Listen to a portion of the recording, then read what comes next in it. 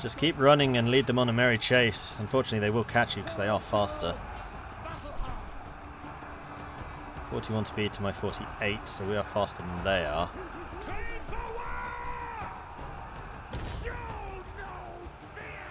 Actually, guards of Troy.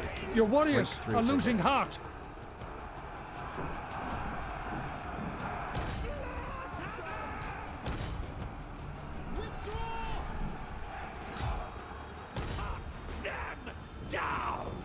Alright, spear attack only.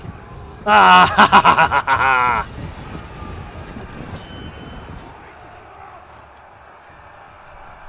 Now let's see how you stand up against someone who can actually fight back.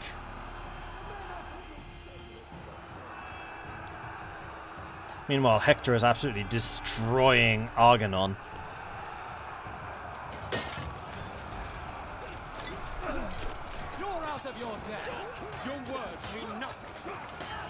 They look like they got a boat on their back. Is close enough to taste. This is what ancient marines look like. They literally carry their boats with them. Why don't marines actually do that?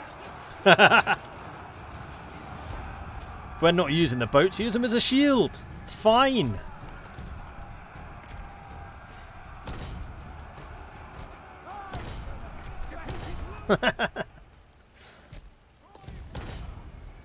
How badly did the archers get shot up? Pretty badly. As did the spearmen. Like, my auxiliary forces did fine. They barely got even injured.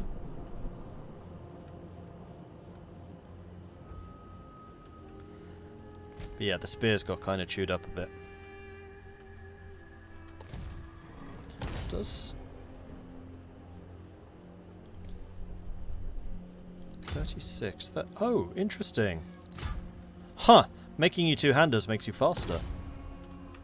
That's very interesting. Didn't know that.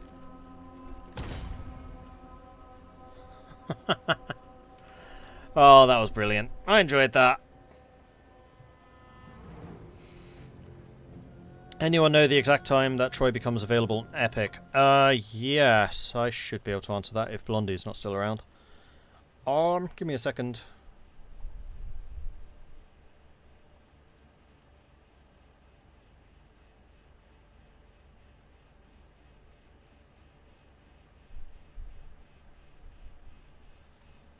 It was posted up somewhere here earlier. Oh, I know where it was. It was in here.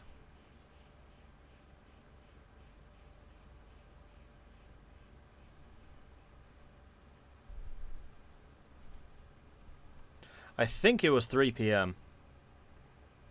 Maybe 2. It was a slightly different time from their usual releases.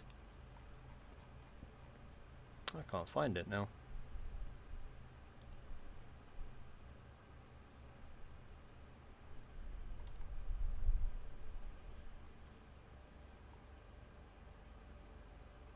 (2 PM British Summer Time).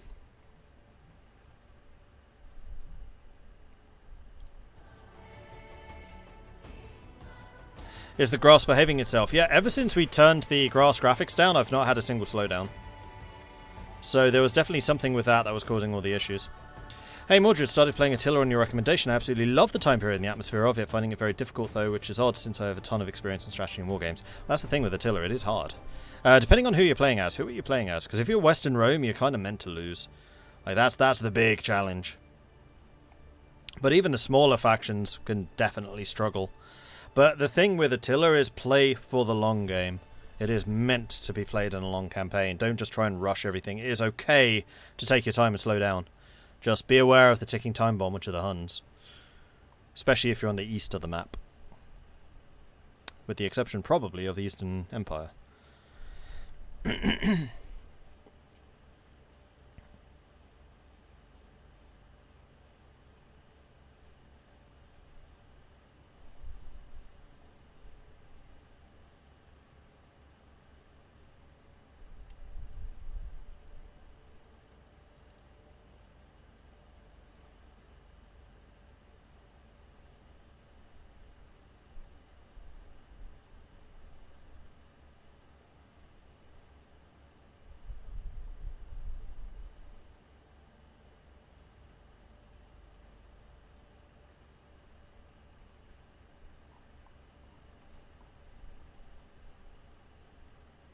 Yeah, exactly, Squire.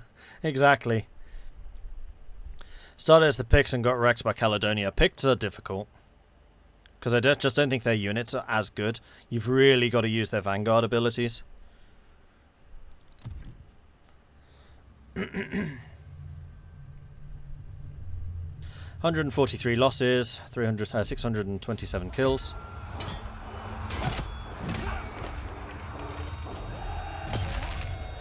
Oh, I thought he was going to stab him, but no. He had to get all fancy and get a shield kill.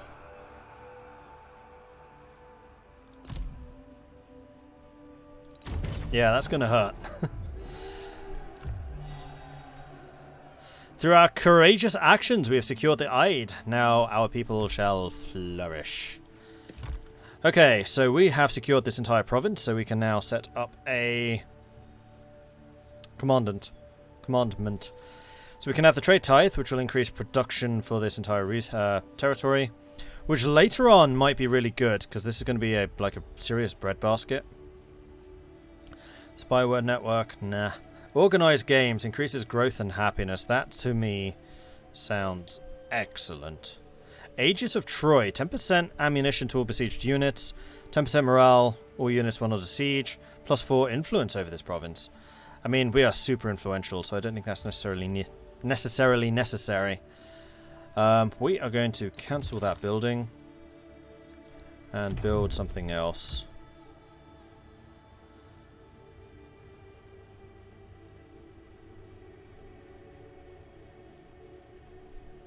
Yeah, we're just going to go with the arable land. Unless, of course, we try to save up the stone, but we have no stone production, so let's just go with the arable land. Zelia, the capital. We could also build something else here.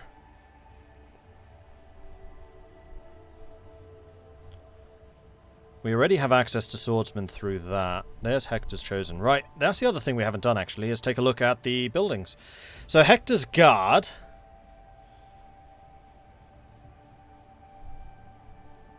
which will give melee defense to all guards of Troy and heavy shock spear units. Plus 5 recruit rank of faction elites. And reduction in upkeep cost of guards and heavy shock spears. We have the Trojan Tower, which will give defense skill for all units fighting in this region, siege holdout, and also a garrison.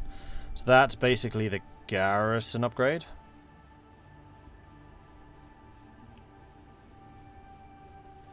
And this will give us access to the guards and champions of Troy. Although we start with only a level 2 walled city. Most of the others start with a level 3. That's interesting. Priam, gardens, residents and all that will give us food and happiness. This is going to be such a massive food producing settlement. I mean, the whole region will be. Musterfield, archers, chariot assembly. This is where we get the chariot units.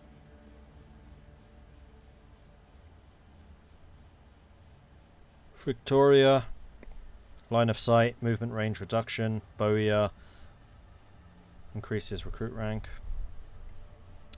Cryo Square, food warehouse. Food warehouse will increase the amount of food produced in this territory. That's one thing that we are probably going to want. Maybe not necessarily immediately, but we are going to want that. Okay, so next, we are not currently at war with anybody else. However, I am thinking quite seriously that we want to go for Skepsis, because gold mine is one of the few.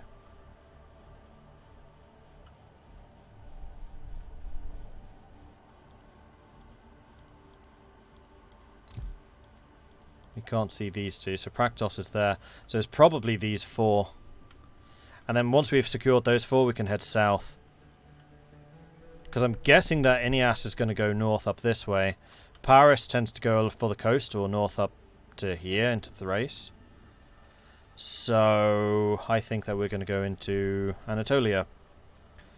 So this army will need to move up to that way. We can also recruit some more troops, and I definitely think we should. So we've got our frontliners. I think that we want more chasing, destroy, fighty damage units. And maybe another skirmisher. Or maybe a skirmisher. Seeing as we can't get archers yet. And we leveled up, so we can get Divine Focus or Vanquish. Vanquish will give us a charge bonus and a speed buff. And will give us an armor pierce bonus or a melee attack bonus. Or divine focus will slow our attacks down but make them more powerful.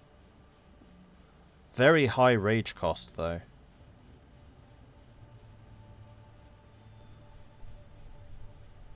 This does not cost rage to use. It's a thing which is every 40 seconds. It's a 15-second buff, charge bonus and speed. And we can get it so that it also does armor pierce or melee attack.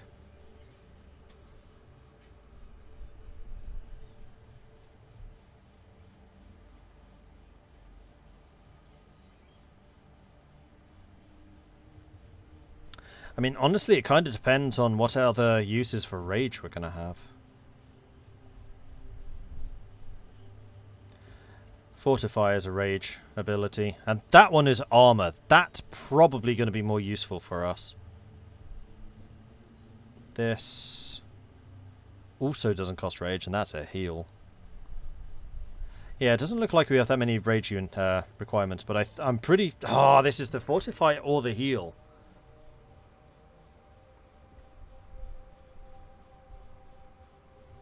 Five hit points per second for 45 seconds. How many hit points is that? 5 times 45.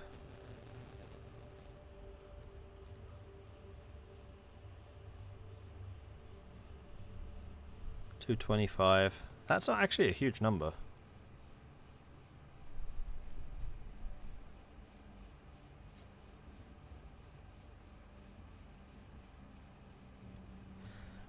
It's an AoE though. It's 225 AoE. It's not a very big heal though. That's basically 450 hit points. If it was like 4,500 hit points, maybe, but 450? Like, when you consider how many hit points these guys have, that's nothing. Can you upgrade it? That's a good question. 10, so that's 450, that's 900 total.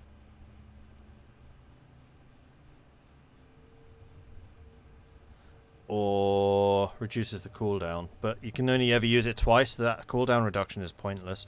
So increasing the strength of it. See, that's now about a fifth of his hit points as it currently stands. I think I kind of prefer Fortify, because it's an ongoing ability.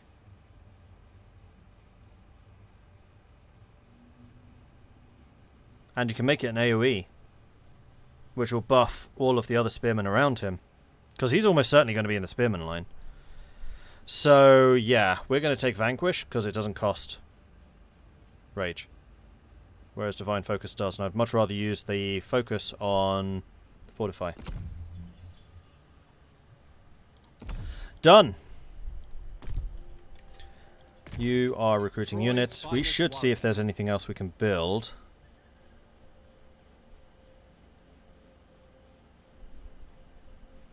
Which right now there definitely is. The question is what?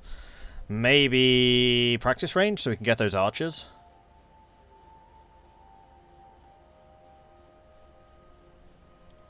I don't know how much I want Zelaya to become our production center, because it's not going to have many unit bonuses. Like somewhere with wood makes your wood units a lot better, and I think the bronze can also increase the bronze defensiveness of your units. So Pedalos and Hippoleka being in the same region, this would probably be a better recruitment center. But we can always change Zelaya's recruitment to something else later on. That's not a huge problem. Okay. Hey, Galoons. Priam's not playable. I don't think it's intended that they will be. The fact that he's not playable is what makes Paris and Hector's ability work. However, if you increase your favor with Priam high enough, then you inherit Priam. Well, you annex Priam. Whether that actually allows you to use Priam, I don't know, but that does give you control over Troy.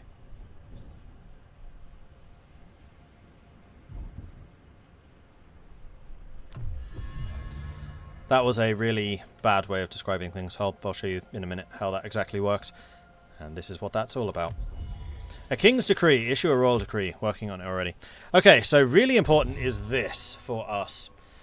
This is Priam's benevolence. So the objective here is to get the top of this column. So this column is actually an interactive thing. We have on the left, this is us, and then on the right, this is Paris. So we want Priam to like us more than Paris. And when that happens, we annex both Paris and also Troy. So to gain control of Troy, we need to max this out, basically. So support for your brother. You get +2 benevolence for a victory against a common enemy that both you and your brother have. One of the reasons to ally with everyone that Paris does, and whenever we go to war, we want to call Paris in, because even though we started the war, it's still technically one of his enemies. We gain +10 for destroying a common enemy of both us and our brother. We lose 30 if we declare war on our brother. To defeat the Achaeans, we gain +2 for defeating an Achaean hero. +5 for defeating a faction leader. -2 for losing. -5 for losing to a faction hero. So that is Agamemnon, Achilles, Odysseus, and Menelaus. Like the most important one. Ensure population happiness. So for every province that has 400 or more food per turn, we gain +10. And +10 for every province with 20 or more happiness. And considering how much food we're going to be producing, that first one's going to be very easy. Fulfill our destiny. +10 for completing an epic mission. +5 per favour with Apollo. So if you have Apollo's favour, we gain benevolence. And then generosity. If we control gold provinces, we can send gold to Paris. And for every 50 points of gold that we send, we gain benevolence. And one of the CA developers was saying that their entire game plan, when they did this campaign, was around gaining gold mines. They could basically bribe Priam. And it worked.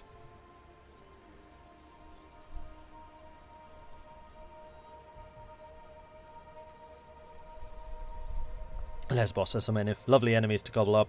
I mean, we are actually at war with 2 of the provinces here on Lesbos. Which is where Macaria came from. Oh, this is Methnia. I remember you! So playing as Paris, these are the 2 provinces I went after as Paris. Then Methnia was a vassal? I want to say. Also, I should mention, Bamboozle, you were asking about this earlier. Whether there were geographically locked units. Well, yes, that's what this means. Harpies can be recruited in this region. So if you build the Harpy building in Lesbos, then you get access to Harpies. And that's what those icons mean. So if we see anyone with that special icon, Sirens can be gotten in Pegea.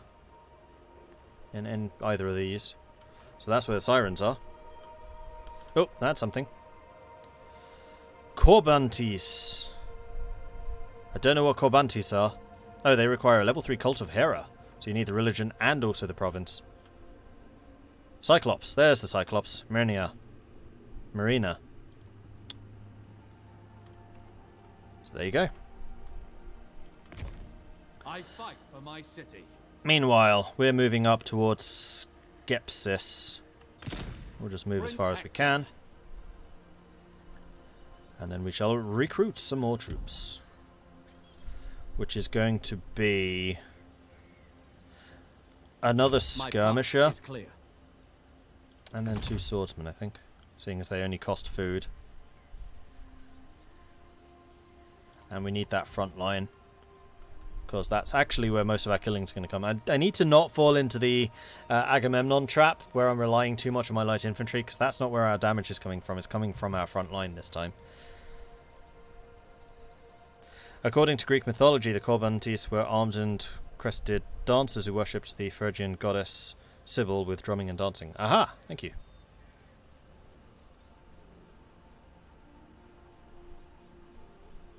I know we have a game in the Bronze Age now, but I want to see a Total War game take place in ancient Mesopotamia, playing as one of the city-states to unify the region like Babylon, or Sumer. I would not be surprised if that's a time period they cover in a future one, because I think that would suit Total War mechanics very well. The Total War game I still kind of want to see is I want to see Total War, American Civil War Total War. Civil War Total War. Is that what you would call it? Maybe War of the Roses Total War would be interesting as well. Or English Civil War. You know what? English Civil War Total War would be really good as well. In fact, probably would have... Total War engine would probably do the English Civil War better than the American Civil War. Total Civil War.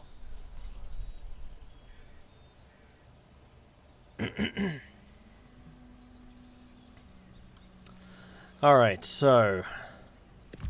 I mean, there are just so many periods of time that Total War could really do justice to.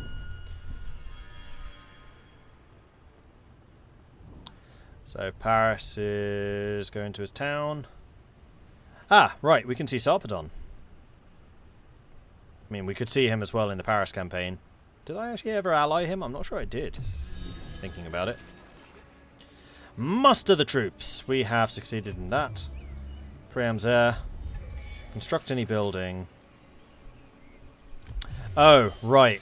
Paris is going to get loads of benevolence because when Helen's around, she gives a massive happiness bonus to the local settlement. So he's going to be just getting a constant ticking amount from that. So we need to be rather more proactive. Upgrade any settlement building. Developing a settlement increases the number of buildings that may be constructed. Yeah, okay. I've read those before. Defender of innocence. So we can attack Skepsis this turn, and I think we shall. Diplomacy.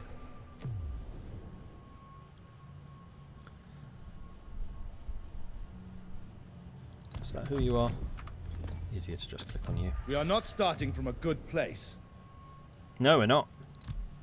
We're starting from your corpse. Can I just call in Paris and none of the others? This is one thing which this game could do better, is not call all allies. Of course it can't. Because I don't really want them nabbing those territories before I do. Alright, Skepsis, we got lucky. No garrison. Show your courage. And we're going to press our advantage here. So they have 3 militia warbands. They have a Phrygian warrior, which is armoured with axes. So they are going to do armour-piercing damage. So we want to target them with our archers. They have got 1 archer and 1 slinger. We have 2 javelins, so we actually have range superiority for this one. Let's do this.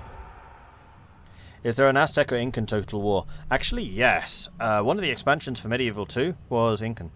Sorry, Aztec.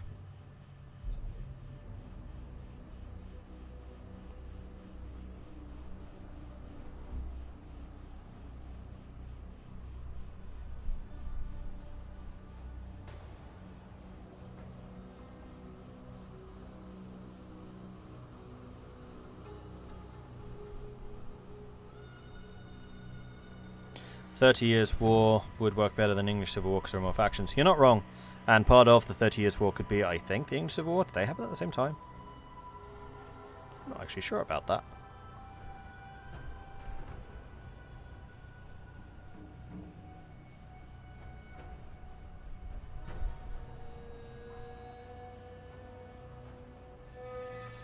Kingdoms was crazy good, effectively 4 DLC in 1. Yeah, I remember. Is the entire campaign map available on August 13th or just the skirmish modes? Nope, the whole game. Everything in it is free for 24 hours on the 13th. And if you pick it up in that time, you get it forever. All of it. Okay, so we actually start way uphill. Because this town is apparently tiny. Oh no, there's more of it over there. But yeah, this is not good for them, because we start uphill from them. So I think what we're going to do, I'm imagining they're going to try and use that hill. They'll probably start really far forwards, because there's basically no reason to start down here. Because the hill bonuses will just ruin you. So I think what I'm going to do is I'm going to move you here. Set you up in the center.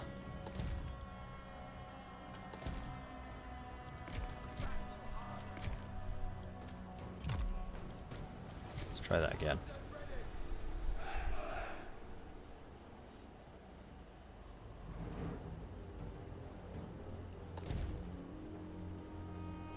Oh man, these two units really mess up their formation. At your command. True warriors.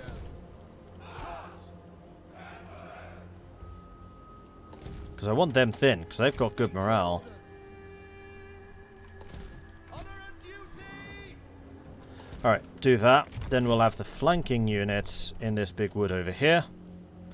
So that they can hide. Together with the skirmishers. Because we want them to get in behind the enemy. Because skirmishers hitting an enemy from behind is really effective. It's less of a problem with the archers, or less of an issue with the archers, particularly because of the extra range they have.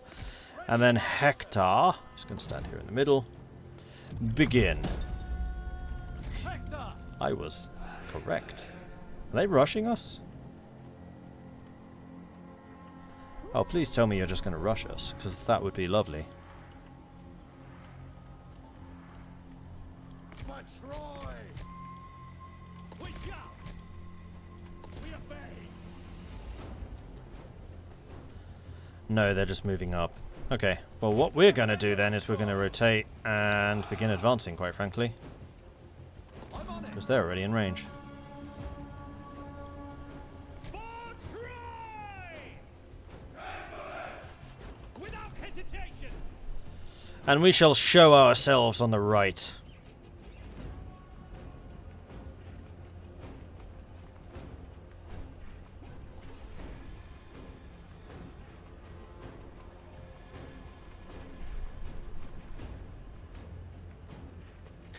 Thirty Years' War was 1618 to 1648. English Civil War was 1641 to 49. Interesting. Okay, so there is that overlap. State your orders. Strike true. Cut them down. Strike true. Shot. We serve. Swords. Slaughter them. True warriors. Pole cutters. They will pay.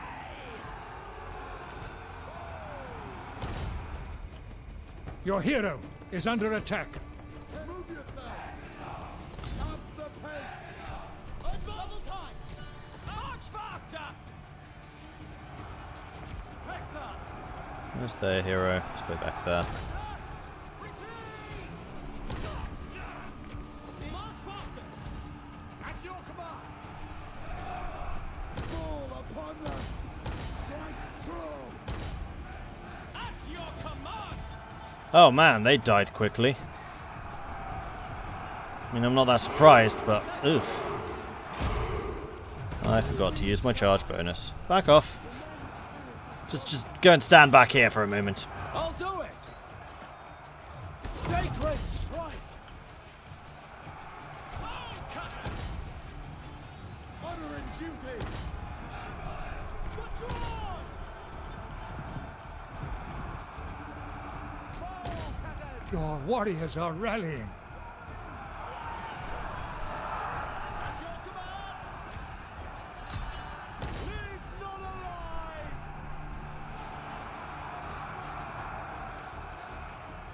Troy forever. For Troy. I agree. Victory is close enough to taste. They will pay. Hector. For duty. I need to get Hector a movement bonus. No, I really don't. Again, this is a weird battle, because this is not how the battles are supposed to go. I'm not doing much of the tanking them on my front lines, because the armies are so squishy. I think Hector's really going to start to shine in the mid to late game rather than early game.